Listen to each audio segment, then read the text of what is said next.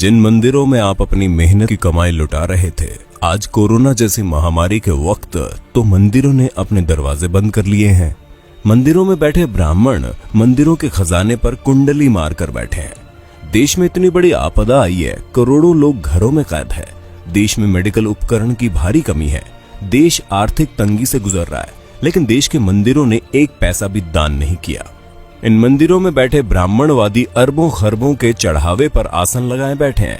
Twitter पर hashtag मंदिर में दान देना बंद करो ट्रेंड चल रहा है। लोग कह रहे हैं कि जब मुसीबत के वक्त ही ना ही भगवान काम आ रहे हैं, ना ही उनके मंदिरों का चढ़ावा, तो फिर वो जा कहां रहा है। आइए आपको बताते हैं भारत के मंदिरों के पास कितना पैसा है। देश के अमीरों की बात आती है तो अक्सर अंबानी, टाटा और बिड़ला का नाम आता है। हालांकि आपको ये जानकर हैरानी होगी कि देश में कुछ मंदिर ऐसे भी हैं जिनके पास इन अरबपतियों से भी ज्यादा संपत्ति है। केरल का पद्मनाभ स्वामी मंदिर भारत के सबसे अमीर मंदिरों की सूची में आता है। यहाँ हर साल करीब 500 करोड़ रुपए का चढ़ावा आता है। 2016 में इस मंदिर की टोटल वेल्थ $22.3 बिलियन यानी कि करीब 1.47 लाख करोड़ रुपए आंकी गई। आंध्र प्रदेश के तिरुपति बालाजी मंदिर की टोटल वेल्थ 52,000 करोड़ रुपए है। मंदिर हर साल करीब 600 करोड़ रुपए की कमाई करता है। शिरडी साईं बाबा का टेम्पल देश के सबसे फेमस मंदिरों में से एक है। साल 2018-19 में लोगों ने यहाँ 679 करोड़ रुपए दान कर दिए। शिरडी मंदिर की कुल संपत्ति 2200 करोड़ से ज्यादा है। जम्मू के वैष्णो देवी मंदिर में सालाना 500 करोड़ से ज्यादा डोनेशन आता है। मंदिर के पास 1200 किलो से ज्यादा तो सोना ही है। वहीं मुंबई के सिद्धिविनायक मंदिर की सालाना कमाई 125 करोड़ से ज्यादा है। भारत में कुल 6,38,000 गांव है, 5,000 कस्बे और 400 बड़े शहर है। अमूमन हर गांव में मंदिर होता है। शहरों में तो देवी देवताओं के अलग अलग मंदिर होते हैं। इस हिसाब से भारत में 6 लाख से ज्यादा मंदिर है। सोचिए इस देश की कितनी बड़ी संपत्ति पर सिर्फ और सिर्फ ब्राह्मणों का कब्जा है। पुरी का जगन्नाथ मंदिर, वाराणसी के काशी विश्वनाथ मंदिर, गुजरात के सोमनाथ मंदिर और मदुरई के मीनाक्षी मंदिर जैसे धार्मिक स्थलों पर खजाने भरे पड़े हैं, लेकिन मंदिरों में बैठे पंडित देश की भलाई के लिए एक पैसा तक दान नहीं करते। भगवान के नाम पर आपकी जेब खाली की जाती है और फिर ये लोग उसे हजम कर जाते हैं।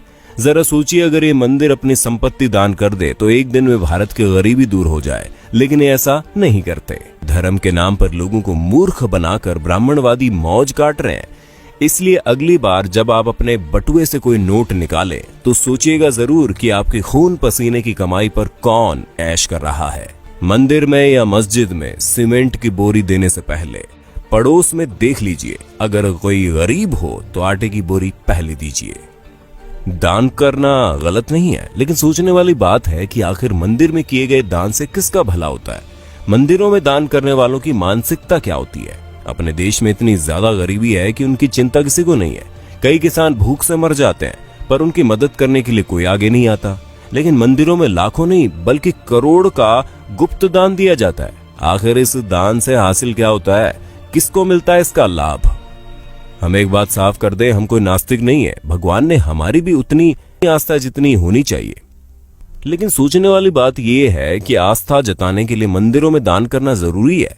अगर नहीं तो फिर जो लोग मंदिरों में बेतहाशा दान करते हैं उनके पीछे की मानसिकता क्या है। क्या उनको भगवान से किसी बात का डर रहता है?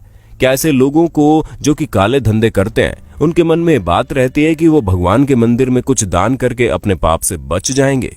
हमें तो लगता है ऐसी ही किसी मानसिकता के वशीभूत होकर ये लोग लाखों रुपए दान करते हैं। लेकिन इनके दान से किसका भला होता है? हमारे देश के बड़े बड़े मंदिरों की हालत क्या है, किसी से छुपी नहीं है। लाखों दान करने वालों के साथ वीआईपी और वीवीआईपी के लिए तो इन मंदिरों के द्वार मिनटों में खुल जाते हैं। इनको भगवान के दर्शन भी इनके मन मुताबिक समय पर हो जाते हैं। लेकिन आम आदमी को घंटों लाइन में लगे रहने के बाद भी कई बार भगवान के दर्शन नहीं होते। कभी कभी लगता है कि भगवान भी अमीरों के हो गए हैं, खासकर बड़े मंदिरों में विराजने वाले भगवान। शिरडी के साईं बाबा के दरबार के बारे में कहा जाता है कि वहां पर सभी को समान रूप से देखा जाता है। लेकिन हमारे एक मित्र ने बताया कि जब वो शिरडी गए थे तो वीआईपी पास से गए थे और उनको दर्शन करने में कम समय लगा। यानी वहां भी बड़े छोटे का भेद है। संभवतः अपने देश में ऐसा कोई मंदिर है ही नहीं जहां पर छोटे बड़े का भेद ना हो। किसी वीआईपी या फिर अमीर को हमेशा लाइन में लगने से परहेज रहता है। वे भला किसी गरीब के साथ लाइन में खड़े कैसे हो सकते हैं? लाखों का दान करने वालों को क्या अपने देश की गरीबी नजर नहीं आती? क्या ऐसा दान करने वाले लोग इन खैराती अस्पतालों, अनाथ आश्रमों में दान करने के बारे में नहीं सोचते। जिन आश्रमों में ऐसे बच्चों को रखा जाता है, जिन बच्चों में संभवतः ऐसे बच्चे भी शामिल हैं जो किसी अमीर की अय्याशी की निशानी के तौर पर किसी बिन ब्याही माँ की कोख से पैदा होते हैं, क्या लाखों दान करने वालों को अपने देश के किसानों की भूख से वो मौतें नजर नहीं आती? हम तो इतना जानते हैं कि किसी भूखे को खाना खिलाने से लाखों रुपए के दान से ज्यादा का पुण्य मिलता है। किसी असहाय और गरीब की मदद करने से उनके दिल से जो दुआ निकलती है वो दुआ बहुत काम की होती है। हम मंदिरों में दान करने के खिलाफ कतई नहीं है, लेकिन किसी भी मंदिर में दान उतना ही करना चाहिए जितने से उस मंदिर में होने वाले किसी काम की मदद हो जाए। जो मंदिर पहले से ही पूरी तरह से साधन संपन्न हैं, उन मंदिरों में दान देने का क्या फायदा? दोस्तों, अगर आपको ये वीडियो अच्छी लगी तो हमारे चैनल को सब्सक्राइब करना ना भूलें, अपने दोस्तों के साथ वीडियो को शेयर कर दें। धन्यवाद।